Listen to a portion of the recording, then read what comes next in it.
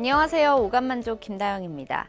자, 오늘은 그나마 우리 시장 잘 버텨주고 있는 상황입니다. 하지만 화웨이 쇼크로 시장이 어수선한 분위기인 건 사실인데요. 미중 무역 분쟁의 여파가 고스란히 남아있는 시장 속에서 좀 갈피를 잡지 못하고 계신 투자자분들 위해서 오늘도 많은 내용 준비했으니까요. 잠시만 기다려 주시기 바랍니다. 자, 먼저 종목 상담 참여 방법 안내 도와드려야겠죠. 지금 바로 안내 도와드릴게요. 카카오 플러스 친구 오감만족을 친구 추가해 주시고요. 고민 종목, 매수가와 비중, 마지막으로 매수일까지 이렇게 4가지 남겨주시면 상담 접수 도와드리겠습니다. 네, 오감만족에 오는 숫자 5라는 거 꼭 기억해 주시기 바랍니다. 자, 저희 오감만족의 고민 해결사시죠. 오늘 김상현 전문가님 모셔봤습니다. 안녕하세요. 안녕하세요. 네. 자, 저희가 어제는 미중 무역 분쟁 그 첫 번째 이야기로 미국의 공격 카드에 대해서 언급을 좀 했는데 잊어버리신 분들 계실 것 같거든요. 저희가 어떤 내용 좀 전해드렸죠? 네, 미국이 지금 화웨이 그거 제재를 하고 있는 것처럼 뭐 특정 기업에 대해서 제재를 더 넓히거나 좀 깊숙하게 좀 압박을 할 수 있다. 그게 첫 번째였고요. 네.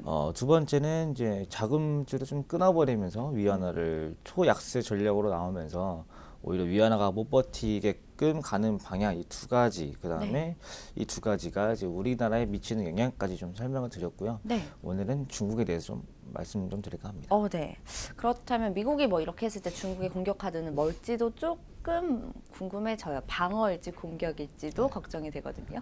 이게 이제 누가 한 대 때렸을 때 고민을 해야 되죠. 다음 걸 때리기 위해서 가드를 올려야 될지, 나도 일단 한 대 맞았으니까 한 대 더 쳐야 네. 될지 고민을 좀 해야 되는데, 솔직히 중국 입장에서는 두 가지 중에서 좀 골라야겠죠. 그쵸. 맞받아 치던지. 그러니까 원래 중국은 그 미국처럼 뭐 옵션이 있겠지만은 똑같아요. 고스톱을 혼자 치는 게 아니기 때문에요. 그쵸. 어제 미국이 고스톱에서 먹을 게 하나밖에 없는데 고민했던 것처럼 중국도 어차피 먹을 건 정해져 있고 내야 될 건 정해져 있는데 네. 그걸 내면 내가 후타에 뭐 다음 차례 뭐 좀 안 좋을 게 있을지 좀 고민을 좀 해봐야 돼요. 네. 그러니까 작년에는 미국이 뭐 340억 달러를 관세를 부과를 했으면 네. 중국도 똑같이 거기서 추가로 160불이 160 붙으면 네. 똑같이 어. 그러니까 한 대 때리면 한 대 치고 또 한 대 맞으면 또 한 대 치고 이렇게 똑같이 핑퐁처럼. 네. 해왔는데 이게 무역 규모가 미국이 중국보다 크기 때문에 네. 그 중국이 미국한테 팔아야 되는 그러니까 사오는 중국이 미국한테 사오는 양보다 더 많은 양을 미국이 관세를 매겨버리니까 네. 그때부터는 뭐 똑같이 치진 못하고 조금 다르게 이제 좀 치기 시작하는데 그때부터는 중국도 똑같이 하면 이게 한 대 때려서 똑같이 한 대 치기 쉬운데 고민을 하기니까 한두 박자씩 조금 늦어지는 건 있거든요. 그래서 이제 요즘에는 조금 보복이 늦게 나오는 면도 있고 일단은 중국이 이제 교역량에 대해서 관세를 부과할 수 있는 그 양이 없어요. 이제 그래서 이제 좀 다른 방법으로 보복을 좀 해야 되는데 네. 지난주, 지지난주에는 히토류. 그러니까 지금 이번에도 좀 뉴스가 나왔어요. 시진핑이 뭐 히토류 뭐 기업을 직접 뭐 시찰을 하러 간다. 네. 그래서 지금 관련 종목이 좀 올라왔더라고요. 예, 지금 티플렉스부터 해가지고 티플렉스가 지금 정치로 올라가는 건지 티토로 올라가는 건지는 모르겠지만은 네네. 그런 것들도 좀 올라가고요.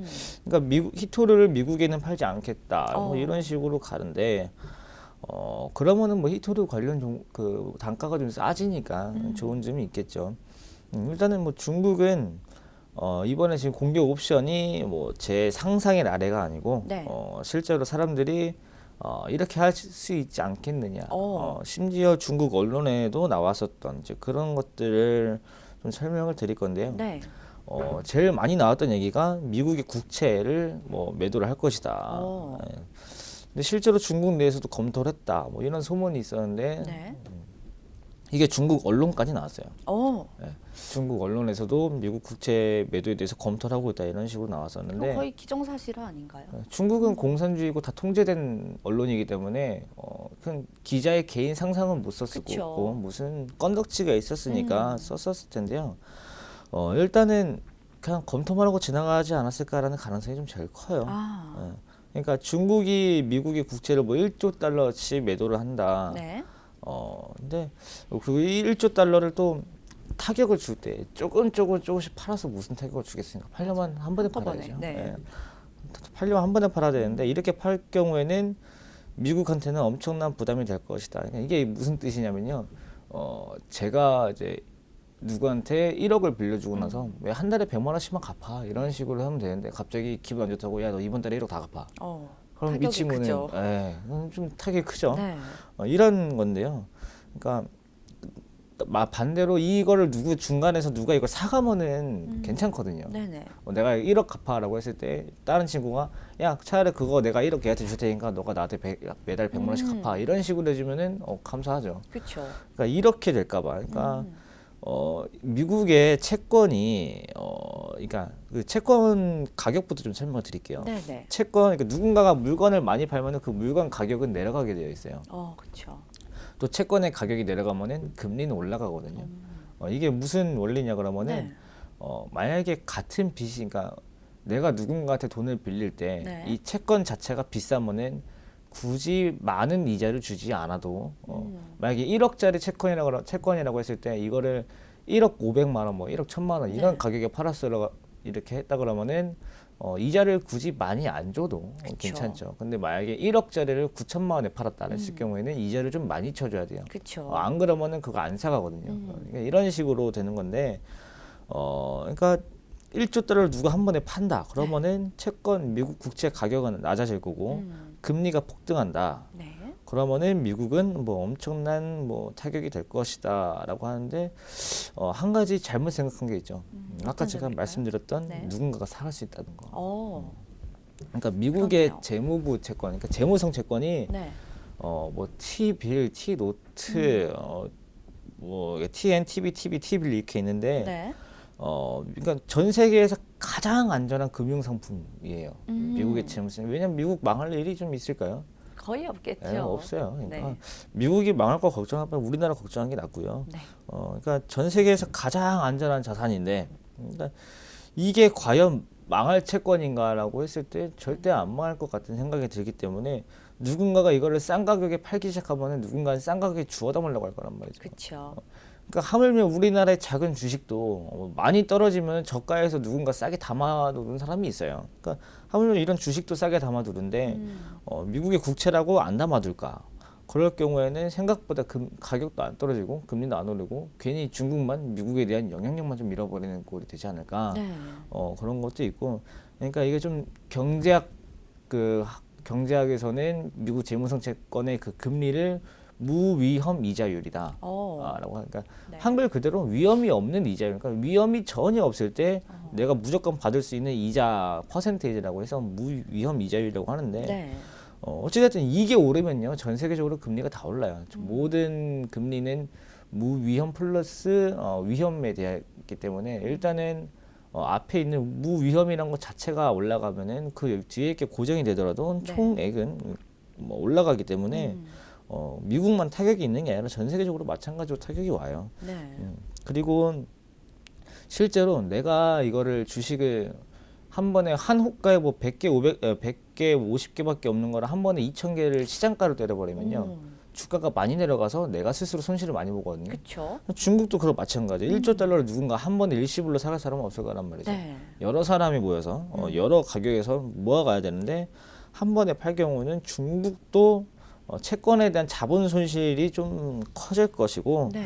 그러니까 중국은 어떻게 이 카드를 써봤자 전혀 득이 될 게 없는 전혀 득이 될 게 없다가 될 것 같아요. 그러니까 네. 옆에 고스톱을 치는데 옆에는 지금 일반 패가 네. 지금 한 10장, 12장 모였는데 내가 지금 고들이 하겠다고 그거만 먹고 있는 거 똑같거든요. 그렇죠. 그러니까 전혀 그러다가 그냥 게임이 끝나요. 그러니까 이거는 걱정할 필요 없을 것 같고요. 두 번째로는 그러니까 중국은 솔직히 공격 카드가 마땅히 없다 이거고 네. 두 번째는 이제 지준율을 지속 인하하면서 어. 위안화 가치를 낮추면서 방어력과 체력을 늘리겠다. 그러니까 맷집을 늘리겠다 이건데 네. 이건 제가 어제도 말씀드렸어요. 미국이 위안화 초약세 전략을 나올 수도 있다. 대신에 어떤 특정한 상황이나 중국이 어떤 조치를 취했을 경우에 거기에 대한 카운터 펀치로 날릴 수 있다라고 했는데 네. 그게 이겁니다. 중국이 지준율을 좀 내리면서 자기 방어를 높이면은 그 방어력을 가드를 풀기 위해서 뭔가를 이제 미국이 하겠다는 할 수가 있는 건데 네. 이것도 지금 솔직히 못 하고 있는 거죠. 그러니까 이게 징조가 뭐냐면은 트럼프가 트위터를 했을 때 미리 중국이 지준율을 내리면서 방어를 했어요, 증시를. 예. 그러니까 앞으로도 뭐 트럼프가 좀 더 세게 나오면은 나는 지준율로 막겠다. 그러니까 공산당이니까 가능한 전략이고요. 그렇죠. 이거는 통화 정책에서 정식적으로 회의를 결쳐서 뭐 한 달 정도의 딜레이가 걸릴 수 있는 방법인데 네. 예. 참 공산당이 뭐든 빨라요. 예. 그리고 이제 그러니까 지준율도 한두 번, 뭐 두세 번 이렇게 내리는 거는 효과가 방어를 할 수 있겠지만은 네. 트럼프가 거기에 약이 올라서 진짜로 어제 말씀드렸던 그 전략을 꺼냈을 경우에 그러니까 위안화 가치를 폭락을 시켰을 경우에는 중국이 스스로 못 버텨요. 네. 스스로 못 버티기 때문에 그때는 이제 반대로 이제 위안화 가치를 올리기 위해서 애를 쓰지 않을까. 그러니까 내리면서 방어를 했다가 미국이 한 대 때리면은 그때는 다시 죽어서 올려야 될 겁니다. 그렇죠.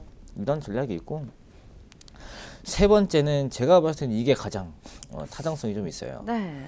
그러니까 이렇게 하든 저렇게 하든 뭘 하든 수단과 방법을 가리지 않고 트럼프의 지지율을 깎아내리는 거예요. 아이고. 트럼프가 이제 그러니까 중국은 공산당이니까 네. 자기 시진핑은 어떻게든 좀 버틸 만한 그 체력이 있어요. 근데 네. 트럼프는 이제 민주주의 국가의 대통령이기 때문에 헌법을 지켜야 되거든요. 그렇죠. 이제 재임 기간도 이제 1년 정도 남았기 때문에 네. 1년 뒤면은 트럼프가 재선을 할지 못할지 결정이 되고 심지어 중국이 이런 말도 했어요. 트럼프 말고 그 다음 정권이랑 대화를 하자. 아예. 네, 그러니까 이것 때문에 열받아서 트럼프가 트윗을 한 것도 있거든요. 그 트럼프가 트윗하기 전에 이제 이런 말도 했었었는데, 그러니까 트럼프가 재선에 실패하고 미국의 민주당이 정권을 가져갈 것이고, 네. 그 다음에 민주당과 협상할 때는 트럼프보다는 낫지 않겠냐 이런 전제 조건. 네. 그 다음에 다음 대통령은 트럼프 같은 스트롱맨이 아니고 평화주의자이지 않을까 이런 생각을 하는 건데요. 네. 근데 솔직히 이쪽은 경제적인 부분이 아니고 좀 정치적인 부분이라 그렇죠. 이쪽은 저 말고 다른 전문가분들 더 잘 아실 것 같아요. 그러니까 정치적인 것들은 제가 좀 정치를 관심은 있지만은 네. 뭐 민주당이 어떻고 정확히 잘 구분이 잘 안 돼가지고요. 이 부분은 제가 그냥 앞으로 여론조사 같은 것만 좀 봐가면서 네. 트럼프의 지지율이 좀 떨어지면은 트럼프도 조금 온순하게 나올 가능성이 있고 트럼프가 지지율이 튼튼하다라고 하면은 오히려 미중 협상이 더 어려워지지 않을까. 그러니까 정치적인 부분도 엮여서 보는 게 맞는 것 같아요. 그리고 좀 추가적으로 네. 저번에 말씀드렸던 것처럼 중국이 버텼다가 그 미국이 한번 휘청거리고 나서 중국이 그래 하자 이렇게 했을 경우에도 네. 조금 미국이 타격이 있을 수가 있어요. 그렇죠. 달러가 한번 휘청거렸을 때 야 이거 위안화는 어떠냐 이런 식으로 가지고 나올 수가 있기 때문에 중국도 세 가지 카드가 있지만은 첫 번째는 제가 봤을 때는 좀 허무맹랑하고 네. 두 번째는 잘못하다가 두들겨 맞을 수도 있는 맷집만 늘려다가 정말 맞기만 할 수도 있어요. 그쵸. 네. 그렇게 학교 다닐 때 보면 덩치 큰 애들 보면 맨날 맞고만 있잖아요. 네. 그럴 수도 있고 이제 세 번째가 아마 가장 그러니까 학교에서 가장 현명한 친구는 아무리 뭐 싸움을 잘하든 못하든 머리 잘 쓰는 놈이 현명합니다. 네. 세 번째 방법이 제일 좀 좋지 않을까, 가장 효율성이 있지 않을까 싶네요. 네. 그래서 저희가 뭐 중국의 공격 카드에 대한 이야기를 좀 나눠봤는데 아무래도 미중 무역 분쟁에 대해서 우리가 가장 우려하는 것은 어떠한 결말이 우리나라에 어떤 영향을 끼칠 것인가가 가장 두렵잖아요. 네. 자, 그렇지만 오늘도 우리나라에 어떤 영향을 끼칠지 좀 더 얘기 나눠볼게요. 네. 그러니까 미국 국채를 매도를 했을 경우, 네. 골치 아픈 건 어쨌든 환율이죠. 그렇죠. 예. 그러니까 이 옵션을 중국이 행사할 가능성이 되게 낮지만 이럴 경우에는 무위험 안전자산의 수익률이 급등을 하죠. 네. 그러면은 우리나라 지금 이자율이 2% 3%인데 지금 우리나라 딱 봐도 위험해 보이지 않나요? 저는 우리나라 별명이 생겼다고 해서 들어봤더니 네. 새우등 아니면 샌드위치라고 그게 뭡니까? 요즘에 고래등 싸움에 새우등이 터지고 네. 두 나라 양국에 샌드위치가 됐다. 네. 좀 골치 아픈 너무 나라네. 골치 아프죠. 우리나라지만 참 골치 아픈 나라예요. 네. 그러니까 그렇기 때문에 그러니까 우리나라는 2% 위험하지만 2% 3%밖에 안 주고. 그쵸. 근데 미국은 아주 무위험, 그러니까 위험이 아예 없는데 이자율을 4% 준대요. 네. 그러면은 우리나라에 투자하는 사람들 좀 바보가 되지 않겠습니까? 그렇죠. 누가 투자하겠어요, 그러면? 외국인뿐만 아니라 우리나라 사람들도 그냥 미국에 투자할 수가 있어요. 이럴 경우에는 외국인이 조금 더 네. 빠져나가지 않을까. 어, 이럴 경우에는 외국인의 이탈. 환율이 그러니까 많이 좀 벌어지겠죠 그때는. 그쵸. 그러니까 어제랑 같은 전망인데 이런 그 미래가 왔을 경우에는 환율이 1,600원, 1,700원도 순식간에 갈 수 있다. 네. 그러고 두 번째 이제 방어력을 높이기 맷집 늘리기는 똑같아요 환율이고 이것도 원화 가치가 점점 내려갈 것이고 네. 환율이 급등할 것이고 이런 문제가 있을 거고요. 세 번째는 다음 정권까지 지속 주고받으면서 버티기. 그러니까 사실 이게 제일 가능성이 높지만은 우리나라에서도 이 전략이 가장 좀 희망적이에요. 그렇죠. 그러니까 지금 당장 특별한 악재가 생기는 건 아니에요. 지금처럼 뭐 티격태격 하면은 어차피 이거는 다 시장에서 예상하고 있잖아요. 둘이서 뭐 그쵸. 티격태격 할 거다. 그래서 앞으로 계속 뉴스가 뭐 우려감이다, 기대감이다, 뭐 계속 나오면서 우리도 지금 1년 넘게 지금 시장이 이러면서 뭐 뉴스도 기대감, 우려감 나왔었는데 네. 우리나라 사람들도 그렇고 적응했을 거예요. 우리나라도 그러니까 증시도 심리적인 부분이 있기 때문에 심리가 그걸 받아들이냐 못 받아들이냐가 좀 커요. 네. 그러니까 거기에 대해서는 이미 좀 어느 정도 적응이 되지 않았을까. 그래서 제가 봤을 때는 세 번째가 가장 가능성이 높지만은 세 번째가 우리나라 입장에서도 가장 좋다. 네. 라고 보면 될 것 같습니다. 네, 세 번째처럼 돼야 될 텐데 말이에요. 네. 그렇죠? 자, 여전히 미중 무역 분쟁이 진행되고 있는 가운데 오늘은 중국의 공격 카드와 그에 따른 우리 증시 역량 가능성에 대한 이야기들 나눠봤습니다. 자, 그렇다면 화요일 오전 시장 상황 지금 현재 11시 21분을 지나고 있는데요. 어떤가 살펴볼까요? 일단 방송 시작할 때 네. 아나운서님, 앵커님이 실수하신 게 있습니다. 어떤 게 있나요? 시장이 잘 버티고 있다. 지금 무너졌나요? 시장이 무너지진 않았는데 네네. 그러니까 코스피가 빨간불이긴 합니다. 네. 0.5% 수익 중에 올라가고 있긴 한데 300 종목이 떨어지고 300 종목이 올라가고 네. 600 종목이 떨어지고 있어요. 그나마 뭐 개별 종목 장세다 이런 이야기가 있었는데 또 판도가 바뀌었네요. 네, 지금은 그러니까 버티는 게 왜 그럴까요? 이게 아무래도 시장이 계속해서 힘을 받지 못하고 우리나라는 뭐 다른 나라의 의존도도 높은데 뭐 글로벌 경기도 좋지 않고 화이 악재도 나오고 맞아요. 있고. 네. 키 포인트 말씀하셨네요. 화웨이 네. 때문입니다. 그렇죠. 네. 화웨이 때문에 전반적인 시장 분위기 좋지는 않지만은 어제 말씀드렸던 것처럼 안 좋은 상황에서도 올라가는 종목은 있다. 네. 오늘은 그 올라가는 종목이 삼성전자입니다. 삼성전자. 네, 삼성전자가 지금 네. 3.5% 정도 4% 가까이 좀 오르고 있는데 삼성전자가 지금 올라가는 거는 지수 방어용이 아닙니다. 지수 네. 방어용이 아니고 화웨이에 대해서 제재를 했을 경우에는 삼성전자가 가장 큰 수혜가 그쵸. 되는 기업이다라는 것 때문에 오늘 매수가 좀 어제 오늘 매수가 많이 들어옵니다. 어제도 2% 올랐고요. 네. 오늘도 한 3, 4% 올라오고 있는데 화웨이를 원래 정부 기관에서만 이용을 안 하니까 차단을 했다가 그쵸. 그 구글 뭐 뿐만 아니라 네. 유럽까지도 화웨이 그 제재에 동참을 하겠다라고 나오면서 네. 전반적인 시장 분위기 좋지는 않지만 삼성전자의 힘은 조금 더 강해지고 있고요. 네네. 지금 솔직히 삼성전자도 지금 원래는 더 올라갈 수가 있는데 조금 주가가 위쪽에 있었더라 그러면은 더 올라갔을 거예요. 네. 지금 이쪽에서 받는 그 매도 물량이 너무 많이 나오고 있어가지고 그때 장이 무너지기 전에 사서 물리신 분들이죠. 네. 그분들이 지금 너무 열심히 팔고 있어요. 야, 시장 안 좋을 것 같은데 야, 지금이 기회다 하고선 빠져나가는 것 같은데 그분들의 생각이 오를 수가 있어요. 지금이 기회일 수가 있어요. 뉴스에 네. 팔라고 했듯이 화일은 뭐 영원히 제재하진 않을 거고 이제 그런 것 때문에 코스피는 조금 이제 올라오고 있죠. 네네. 이것만 보셔도 아실 거예요. 그렇네요. 시장지도 네.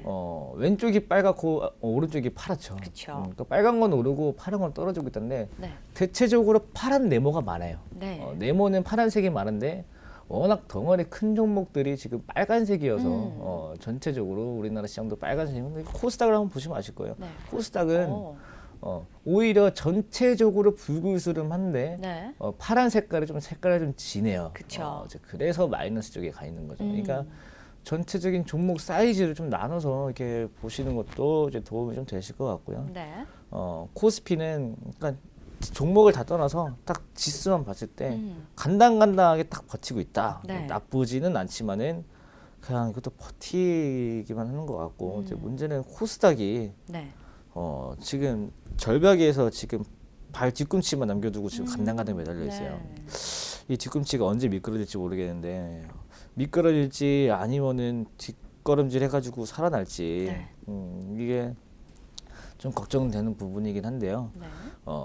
제가 봤을 때는 지금 전략은 매수도 매도도 하지 마시고 네. 그냥 물리셨든 수익 중이시든 일단은 수익 중이면 좀 매도를 고민해봐야겠지만은 물리셨다면 그 다음에 현금을 가지고 계신다면 네. 그냥 그대로 아침 9시에 일어나서 주식 켜가지고 3시 반까지 쳐다보던 습관들을 잠깐 버리고 그냥 일상생활 하시다가 중간중간에 핸드폰으로 지수만 확인하시면서 아무것도 안 하는 게 네. 지금은 최선일 것 같습니다. 네, 자, 시장을 좀 관망하라라는 이야기를 좀 해주셨습니다.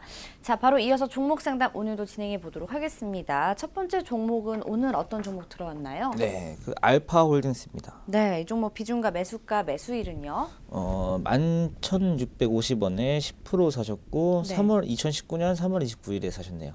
네. 자, 첫 번째 상담 종목은 알파홀딩스입니다. 시스템 반도체 개발 전문 기업인데요. 호재와 악재가 동시에 체크가 되고 있습니다. 최근에 주가가 내려오고 있는 모습이라서 걱정이 되실 것 같은데 이 종목은 어떻게 봐야 될까요?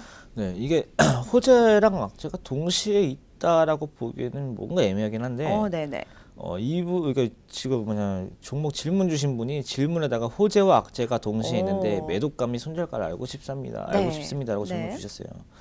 혹시 제가 모르는 악재가 있는 걸까요? 네.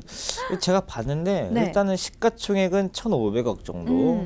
그다음에 시스템 반도체를 개발하는 기업입니다. 네. 생산하는 기업이 아니에요. 네. 시스템 반도체가 뭐냐 그러면은 비메모리 그쪽이고요. 그다음에 팹리스 회사한테 모바일 멀티미디어 어플리케이션 뭐 보안 관련 솔루션을 제공하는 회사입니다. 네. 이런 거를 만드는 회사가 아니고 솔루션만 제공하는 회사고요. 그렇죠. 일단은 아까 삼성전자도 말씀드렸으니까 팹리스에 대해서 좀 말씀드릴게요. 네. 팹리스는 그 영어로 그 팩토리 리스 해가지고 공장이 없다. 그러니까 공장이 없는 회사예요. 네. 어떤 반도체를 만들 때 설계만 하고 네. 그 설계를 다른 회사 공장에 가져가서 이대로 만들어 주세요. 그러니까 공장이 없는 반도체 회사를 팹리스 회사라고 하고 네. 반대로 이제 파운드리가 있어요. 그쵸. 파운드리는 이제 삼성전자 할 때 많이 들어보셨을 거예요. 뭐 시스템 반도체 파운드리 해가지고 네. 이제 그것들은 이제 설계도 가지고 그냥 무작정 만들기만 하는 기업입니다. 만들어서 단가를 마진을 남기는 구조고요. 네. 그 다음에 IDE라고 삼성전자의 반도체 부분이 IDE인데 네. 그냥 개발부터 생산까지 그 한 회사에서 다 해버리는 걸 IDE라고 합니다. 그러니까 예전에 중국에서 푸젠진화였죠. 이제 그쪽이 뭐 삼성전자를 넘어가겠다 하면서 뭐 ID로 도약하겠다 했는데 그거 실패하면서 삼성전자 그때 반등도 있었고 네네. 어떻게 그러니까 이거는 반도체는 조금 어렵지만은 그쵸. 그나마 이제 문송인 저도 알 수 있는 좀 쉬운 상식이었고 네. 그 다음에 이제 자회사가 있어요. 알파홀딩스가 네네. 방열 소재를 만드는 회사랑 건강식품 관련해서 뭐 자회사가 있다 그랬는데 이게 여태까지 적자였어요. 계속 적자였는데 네. 최근에 뉴스를 보니까 이번에 턴어라운드를 했더라고요. 그러니까 그래서 좀 올라왔다가 네. 좀 다시 내려오고 있는데 아마 호재는 이 부분일 것 같아요. 네. 턴어라운드. 그렇죠. 그다음에 이제 이 회사 매출 비중을 보면은 모바일 멀티미디어가 46%, 보안이 14%, 네. 그다음에 소비자 관련 뭐 솔루션이 30%. 네. 근데 전체적으로 실적은 꾸준하게 적자입니다. 이게 악재인가요? 그러네요. 이거 악재네요. 네, 이것도 또 악재라고 볼 제가 수 쉬운 있겠네요. 곳에서 답을 못 찾았네. 네. 꾸준한 적자. 네. 아주 큰 악재네요. 큰 악재고. 그다음에 테마도 있죠. 네. 항암 관련된 바이오 테마에 있어가지고 알파홀딩스라고 하면은 딱 떠오르는 회사가 몇 가지 있죠. 있죠. 필룩스부터 있죠.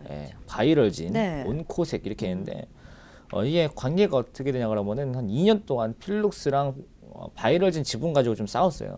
싸웠다가 작년에 합의를 하고 네. 작년 11월 23일쯤인가 전량을 238억에 280억 200억 어쨌든 비싸게 네. 매도를 했고 그래서 이제 알파홀딩스는 바이러진이랑 관련이 없습니다. 관련이 없고 지금 가지고 있는 거는 온코색. 온코색이라는 회사에 한 15% 정도 지분을 가지고 있어요. 네. 근데 온코색이 또 뭐 하는 회사인가 봤더니 흑색종 환자에 관해서 임상을 하고 있대요. 흑색종 환자. 저는 흑색종이 뭔지 모르겠습니다. 저도요. 네, 모르겠어요. 그다음에 유방암 관련해서 좀 이상 중이고. 그럼 파이프라인을 하나만 가지고 있지는 않네요. 네, 여러 가지 또 고형암도 예상, 그러니까 아직은 진출 예상입니다. 네네네. 진출하진 않았어요. 네. 그건 여기까지 테마가 있고. 근데 요즘 또 바이오 테마가 좀 약한 게 흠이죠. 그렇죠. 그다음에 이제 호재가 뭐냐? 아까 일단 자회사 실적 턴어라운드 한 네. 거 호재고요. 그다음에 요즘에 한참 뜨고 있는 시스템 반도체 이 부분에 대해서 좀 이슈를 받을 수가 있고. 네. 근데 공식적으로 알파홀딩스가 삼성전자의 파트너 회사입니다. 그래서 그 부분은 언제든지 이슈를 받을 수 있기 때문에 네. 좋고요. 이제 그나마 좀 막체를 찾아보라 그러면은 CB, CB가 전환사채, 컨버터블 본드가 계속 나오고 있는데 아직 나오지 못한 것도 있어요. 그러니까 그리고 좀 제약 바이오에 대해서는 조금 투심이 약해서 테마가 그렇죠. 조금 약한 거. 네. 이건데 일단 이 종목은 결론부터 말씀드릴게요. 일단은 보유를 하시고요. 네. 보유를 하셨다가 시장 전체가 반등을 하면은 그때 조금 이거 말고 다른 종목 좋은 거 많으니까 그때 좀 매도를 하시고, 아니면은 시스템 반도체 이슈 나오면서 부각이 그냥 반등이 나올 텐데 네. 그때 매도 의견 드리는데, 일단은 제가 안 좋게 보는 이유가 뭐냐면은 여기 뚱뚱한 친구 네. 밑에 벗어났어요. 제가 이거는 여러 번 말씀드려서 이제 다들 아실 거예요. 그쵸. 뚱뚱한 거 밑으로 내려가면은 거래하면 별로 좋지 않다. 네. 그거고요. 제가 오늘 이거 이외에 좀 팁을 좀 드리자 그러면은 네. 이거 어제도 말씀드렸어요. 제가 기업 분석에 들어가서 음. 상태표에 들어가셔가지고요. 네. 딱 3개만 체크를 하세요. 네. 유동자산, 네. 그다음에 재고자산, 이거 두 개를 좀 뺍니다. 그러니까 424억에서 13억을 뺍니다. 그러면은 약 400억 정도가 남아요. 네. 그다음에 쭉 내려보면은 유동부채가 있습니다. 유동부채가 500억이에요. 만약에 유동자산에서 재고자산을 뺐는데 유동부채보다 작다. 네. 그러면 그 회사는 전환사채가 있거나 앞으로 있을 예정이거나 이 어. 발행을 해야 되는 회사입니다. 그렇죠. 그러니까 좋지 않아요. 전체적으로. 이것만 피해 가셔도 전환사채에 관한 리스크는 다 피해 갈 수가 있어요. 네. 만약에 아까 제가 말씀드린 공식을 벗어난 회사가, 그러니까 유동부채가 더 작은 회사가 뭐 갑자기 유상증자를 한다든가 전환사채를 발행을 한다라는 거는 특별한 케이스입니다. 지분 싸움 때문에 그럴 수가 있고요. 그쵸. 지분 때문에 그럴 수가 있고, 그 다음에 두 번째는 신규 사업. 음. 신규 사업을 하기 위해서 지금 당장 막대한 돈이 필요하기 때문에 네. 그 돈을 빌려오기 위해서. 그러니까 제가 봐 이 두 가지는 호재입니다. 지분 싸움도 호재고요. 예를 들어서 한진칼 보시면 돼요. 한진칼이 왜 예전에 급등을 했습니까? 그 지분 싸움이죠. 그렇죠. 그 자식들끼리 좀 잘 싸우더라고요. 형제들끼리 사이가 좋아야 되는데 그 잘 싸우면서 지분 싸움 나오니까 서로 주식 가지겠다고 싸우는 부분은 호재고, 신사업 이것도 단발성 호재입니다. 잠깐 호재 나왔다가 돈 많이 썼으니까 다시 빠졌다가 신사업 잘 되면 다시 올라오고 이런 구조이기 때문에 네. 어쨌든 손실은 안 봐요. 그래서 유동자산에서 재고자산 빼고 그게 유동부채보다 크다라고 하면은 그건 양호하다. 대신에 작으면은 웬만하면 매수하지 마시길 좀 말씀드리도록 하겠습니다. 네. 자, 첫 번째 종목인 알파홀딩스에 대해서는 현재 시점 보유 의견 제시해 주셨고요. 반등 시 매도 가능하다고 말씀해 주셨어요. 더불어서 기업에 대한 재무 분석하는 방법, 꿀팁까지 전수를 해 주셨습니다. 자, 계속해서 상담 이어가 볼게요. 이번엔 어떤 종목인가요? 이번엔 조금 싸네요. 코디엠입니다. 이 종목은 비중과 매수가, 매수일 어떻게 되죠? 네, 880원이고요. 네. 그냥 10% 2019년 4월 4일입니다. 네. 자, 두 번째 상담 종목은 코디엠입니다. 자, 동전주죠. 큰 손의 향기가 느껴지는 종목인데요. 자, 어떤 재료들을 가지고 있는지 바로 한번 살펴보도록 할게요. 네, 일단 이 회사도 좀 복잡합니다. 네. 사업 내용이 반도체 및 디스플레이 장비 산업입니다. 네. 그러니까 장비 산업이라고 해서 이런 장비들을 만들어서 예를 들어서 삼성전자나 삼성 디스플레이 이런 곳에 직접 하는 곳이 아니고, 네. 삼성전자랑 삼성 디스플레이가 뭐 KC텍처럼 1차 벤더에 하청을 내리면은 KC텍 등은 그 물건을 만들려고 네. 코디엠에서 장비를 사오는 이런 구조거든요. 그러니까 전체적으로 앞에 있는 그러니까 전방 사업이라고 그러죠. 그렇죠. 나와서 이제 완성 제품들을 만드는 회사들이 잘 돼야 돼요.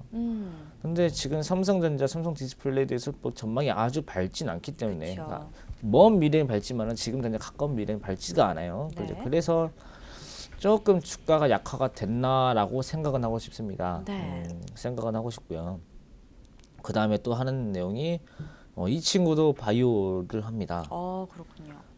항암제 전문 기업 위암, 네. 피부암 관련 파이프라인을 가지고 있는 자회사가 있고요. 네. 그다음에 류마티스 관절염, 면역체계 조절 기술 관련된 자회사가 있고요.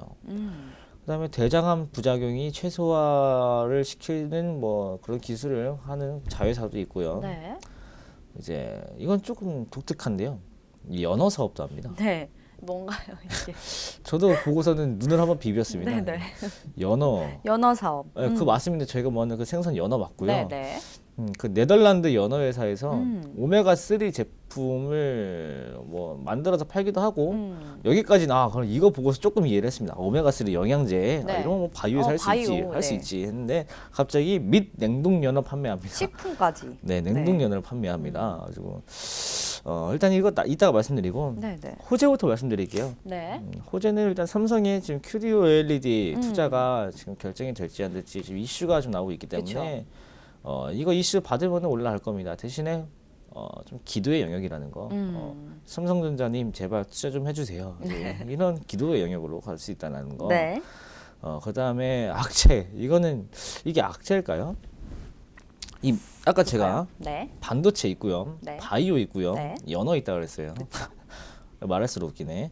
근데 매출 비중의 절반이 연어입니다. 아까 제가 반도체 및 디스플레이 장비 산업이라 말씀드렸죠. 네, 네. 근데 매출 비중의 절반이 연어에서 나와요. 그럼 이 회사는 뭘 하는 회사일까요? 그러니까 이 회사는 바이오 기업일까요? 반도체 장비 기업일까요? 연어 회사일까요? 반도체 연어 회사 아닙니까? 이게 정말 애매합니다. 그렇네요. 이 매출 비중이 연어에 다 가 있어가지고요.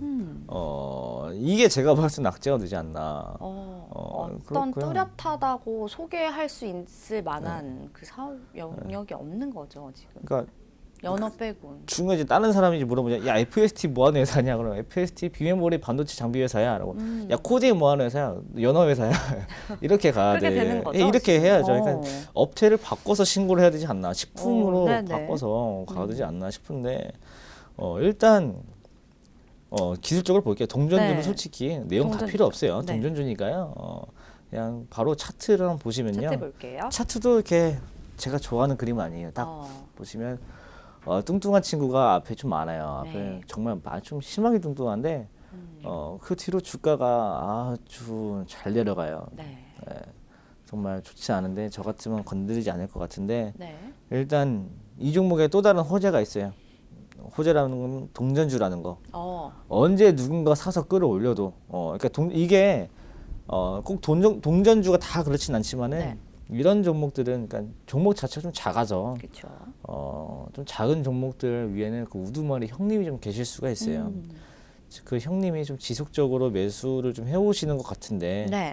그럴 경우에는 제가 저 걱정했던 뚱뚱이 네. 좀 새로운 뚱뚱이가 나오면서 그림을 바꿔줄 수 있지 않을까 이런 건데 이 종목도 제가 팁을 하나 드릴게요. 네. 여기 차트에 보시면은 왼쪽에 보조지표 있잖아요. 그렇죠. 이걸 제가 잘 안 알려드리는 건데 조금 오늘 코디엠 좀 심하게 물리셔서 제가 네. 선물로 알려드리는 거니까요. 네. 여기 보시면 CH를 시작해가지고 체킨스 오실리에이터라는 게 있습니다. 이거 있는데 이거 눌러보시면요. 밑에 이런 선이 나옵니다. 이런 선이 나오고 네. 이 선은 어떻게 그리느냐? 이 봉의 아래서부터 위까지 올라왔던 거래량, 그 다음에 위부터 밑에까지 내려갔던 거래량, 네. 그것들을 계산을 해가지고 올라왔던 거래량이 많으면 상승이 되고요, 내려갔던 거래량이 많으면 내려가게 돼요. 근데 지금 모양을 보시면요, 이 보조 지표를 읽는 방법입니다. 네. 차트가 전체적으로 이날 기점으로 이렇게 내려가는, 그쵸. 내려가는 모양인데 이거는 오히려 올라오고 있어요, 이렇게. 네. 그럼 제가 봤을 때는 이 종목은 누군가가 떨어질 때마다 밑에서 그날 사서 이렇게 올려주는 사람들이 좀 존재했다. 그게 형님의 존재의 이유일 수도 있다. 네. 그래서 제가 봤을 때는 이 종목은 새로운 뚱뚱이가 언제 한번 나와도 이상하진 않을 수 있다고 보고요. 그다음에 사람들이 제일 많이 보시는 추세 기법으로 보시면요. 네. 일단 한번 다 지워두고 추세로 보면요. 네. 전체적으로 이렇게 저항선 그릴 수 그렇죠. 있고요. 네. 그다음에 이쪽으로 이렇게 보조 추세선으로 이제 그릴 수가 음. 있는데 정확하게 지금 추세선이랑 거의 일치해 가고 있어요. 네. 지금쯤은 반등이 나올 시점이지 않나. 음. 거꾸로 말씀드리자면은 지금 반등 안 나오면 힘들어요. 그래서 그렇죠. 지금 저가가 언제냐 그러면은 저가가 오늘인가요? 오늘이네요. 네, 오늘입니다. 오늘이 저가네요. 오늘 저가보다 더 싸지면 손절을 권유 좀 드리도록 하겠습니다. 이거 네. 선물이니까요. 잘 기억해 두세요. 네. 자, 두 번째 종목인 코디엠에 대해서는 저가 이탈 시 손절하시고 반등 시에는 더구나 매도 의견을 주셨습니다. 자, 계속해서 다음 종목도 살펴보도록 하죠. 이번에는 또 어떤 종목일까요? 네, 이번엔 코엔텍입니다. 이 종목은 비중가 매수가 매수일은요? 네, 2019년 3월 12일에 8,000원 주고 10% 정도 사셨는데 축하드립니다. 네. 자, 세 번째 상담 종목은 코엔텍입니다. 폐기물 소각, 가스, 매립 등의 사업을 하고 있습니다. 쓰레기 배출량은 좀 날이 갈수록 증가를 하는데 소각, 매립할 수 있는 장소는 좀 한정적이죠. 그렇기 때문에 제 생각에는 이 기업은 절대적으로 망할 것 같지는 않다라는 개인적인 생각이 들거든요. 이 종목의 전망은 좀 어떤가요? 네, 안 망할 거예요. 안 망할 거고 일단은 이거 앞서서 네. 이거 방송 보시는 분들이 종목 상담을 좀 많이 주셨으면 좋겠어요. 그쵸. 이렇게 수익 중인 사람이 자랑하려고 보내지 않게. 네. 예, 그러니까 지금은 아유. 다들 손실 중에서 가슴 아파 죽겠는데 나 네. 지금 50% 정도 수익이요라고 그쵸. 자랑을 하면요. 이거 저희 입장에서 별로 좋지 않아요. 네. 그래가지고 이런 분들이 안 나오게 좀 물리신 분들 좀 많이 좀 올려주시고요. 네. 일단 본론으로 들어가서 이 회사가 하는 사업, 그러니까 매출 구조가 세 가지가 있습니다. 네. 폐기물 소각하는 거랑요. 근데 그 소각하면서 무슨 증기 이런 바이오 가스 같은 게 나오나 봐요. 가스가 나오겠죠. 네, 이제 그거에 관련된 매출도 있고요. 네. 소각이 되지 않아서 그냥 매립을 해버리는 매출도 있어요. 네. 그러니까 폐기물이랑 매립 음. 끊임없이 나오죠. 그렇죠. 그리고 이 회사가 지금 보니까 울산에 있더라고요. 울산에 정말 화학 공장 무슨 공장 많잖아요. 정말 많잖아요. 폐기물 정말 많이 나올 거란 네. 말이죠. 그래서 공급은 초과되어 있는데 그거를 쓰레기를 소화할 수 있는 사람이 별로 없다. 한정적이죠. 네. 이렇게 쓰레기가 이렇게 경제학적으로 비재화거든요. 그러니까 돈을 주고 사면 안 되는 것들 네, 중에 그쵸. 하나가 쓰레기인데 네. 어쨌든 쓰레기를 싼 돈에 사와가지고 비싼 값에 이렇게 한다는데, 그러니까 이게 반대죠. 그쵸. 기업은 이 쓰레기를 이 회사한테 넘기면서 돈을 주잖아요. 그쵸. 그러니까 비재화라는 게 그겁니다. 물건을 주면 원래 돈을 받아봐야 되는데 네. 물건을 쓰레기는 주면서 돈도 주고. 오히려 물건을 주면서 돈을 지불해야 되는. 네. 근데 이게 공급이 초과되어 있고 수요가 한정적이다 보니까 이 회사 입장에서는 전문 용어로 프라이스 세터라 그래요. 영어 그대로 가격을 세팅할 수 있는 사람. 반대로 이거를 폐기물을 맡기는 사람은 프라이스 테이커, 가격을 정해진 대로 수용할 수밖에 없는 역할. 네. 이건데 어찌됐든 기업 입장에서 프라이스 세터라는 건 되게 아주 좋은 그쵸. 뉴스고요. 그러니까 쓰레기는 무한정 나와요. 진짜 막 계속 나와요. 근데 네. 매립할 것도 한정적이죠. 그쵸. 우리나라 땅덩어리가 얼마나 된다고. 매립할 곳 지금 사람들 죽어서 이제 묘지도 부족해서 다 이제 소각을 하는 마당에 쓰레기 매립할 곳은 더더욱 없어요. 그래서 쓰레기 매립할 비용은 더더욱 올라갈 거고요. 네. 그다음에 소각하는 것도 하루에 500톤을 태운대요. 정말 많은 양을 태워도 부족하군요. 네. 정말 500톤을 그냥 24시간 태운대요. 공장을 풀가동하고 있다고 하고요. 네. 어쨌든 좋아요. 폐기물이랑 매립 둘 다 지금 뉴스 좋고요. 네. 그다음에 가스. 이거는 그 국제 그 가스 가격이랑 좀 동기화가 돼 있다는데 아마 LNG이지 않을까 싶어요. 네. 근데 이 부분은 크게 변동성이 큰 것도 아니고 그렇죠. 제가 봤을 때는 문제 없고요. 그러니까 결론적으로 악재가 없어요. 기본적으로 네. 튼튼합니다. 악재가 없으니까 계속 올라가죠. 그러니까 계속 올라가는 거고. 네. 그러면은 이거를 언제 팔아야 되냐? 언제까지 좀 올라갈까요? 예, 한번 차트를 봐야겠죠. 네, 차트를 볼게요. 보고 차트 일단은 예쁘네요. 뭡니까 이게? 이거 지금 자랑하려고 여기서 사셨어요? 이분 하물며 여기서 샀어요. 누가 보면 야, 네 고점에 올렸다 놀렸겠지만 네, 그분 지금 여기까지 3월에 갔어요. 하셨어요. 예, 그러니까 참 간 놈은 더 간다고 음. 그런 건데 일단은 이 종목은 뚱뚱한 친구가 옛날에만 있고 최근에 없었어요. 네. 최근만 봐서 최근에 가장 뚱뚱한 친구를 찾아도 올라갈 때만 뚱뚱해요. 제가 봤을 때는 이제는 50% 정도의 수익이 나왔고 네. 앞으로 실적에 따라서 올라갈지 안 올라갈지는 조금 리스크가 있긴 한데 이것도 쉽게 그러면은 선을 이렇게 그어보면요. 네. 지지선은 아주 차곡차곡 잘 지켜주고 있고요. 그렇죠. 그다음에 보조로 이렇게 그었을 경우에 조금 오히려 오버했다가 내려오고 이런 식으로 있고 아니면 조금 이걸 높여볼까요? 이런 식으로 봤을 때는 네. 예쁜 채널을 만들고 가고 있습니다. 아. 정말 예쁘게 올라가요. 제가 봤을 때는 선택권이 두 가지입니다. 이런 추세선을 망가뜨렸을 때 지금 10% 갖고 계신다 하시죠? 이 중에 5% 그러니까 절반 정도 파셨다가 반대로 이제 더 내려가서 네. 이 뚱뚱한 그나마 뚱뚱했던 양봉 친구 이걸 내려가면은 그때 익절을 해주시면 되시겠지만은 네. 아마도 그 가격대가 11,000원에서 한 1,800원 사이쯤 그러니까 이쯤에는 아마 전량 정리가 좀 돼야 돼요. 예전에 잘 말씀드렸지만은 매물대가 이게 한번 올라왔다가 내렸다가 반등 구간에서 한번 이게 선이 그어지기 때문에 네. 이게 아마 최종선. 지금보다 누구는 지금 사면은 20% 손실을 볼 수 있는 데지만은 이분은 수익을 조금 반납하는 편. 그쵸. 그러니까 오히려 이게 2만 원 갈 수도 있어요. 아무도 몰라요. 그래서 제가 봤을 때 이런 식으로 이걸 체크했다 나중에는 이걸 좀 올려서 나중에는 조금 더 올려서 이런 식으로 수익을 좀 끌고 가는 전략이 좋을 것 같습니다. 네. 자, 세 번째 종목인 코엔텍에 대해서는 기본적 분석상 튼튼한 기업으로 저희가 전망을 하고 있고요. 11,000원에서 1,800원 가격 전망을 제시를 해주셨습니다. 자, 오늘 이렇게 세 종목 상담 도와드렸고요. 함께 해주신 김상현 전문가께 인사드릴게요. 감사합니다. 감사합니다. 네, 생방송으로 진행된 오감만족 저희가 준비한 순서는 여기까지입니다. 종목 상담 접수 방법 다시 한번 안내해 도와드릴게요. 카카오 플러스 친구 오감만족을 친구 추가해 주시고요. 고민 종목, 매수가와 비중, 마지막으로 매수일까지 이렇게 4가지 남겨주시면 상담 접수 도와드리겠습니다. 오감만족에 오는 숫자 5라는 거 꼭 기억해 주시기 바랍니다. 자, 어제 오늘 하늘이 미세먼지 없이 굉장히 푸르고 맑은데요. 답답한 시장 상황에 자칫 무기력해질 수도 있겠지만 맑은 하늘 한 번씩 보시면서 환기해 보시는 것도 정말 좋을 것 같습니다. 자, 슬기로운 투자 생활은 ITBC와 함께 ITBC 채널 좋아요와 구독 꼭 눌러주세요. 오늘도 시청해 주신 여러분 고맙습니다.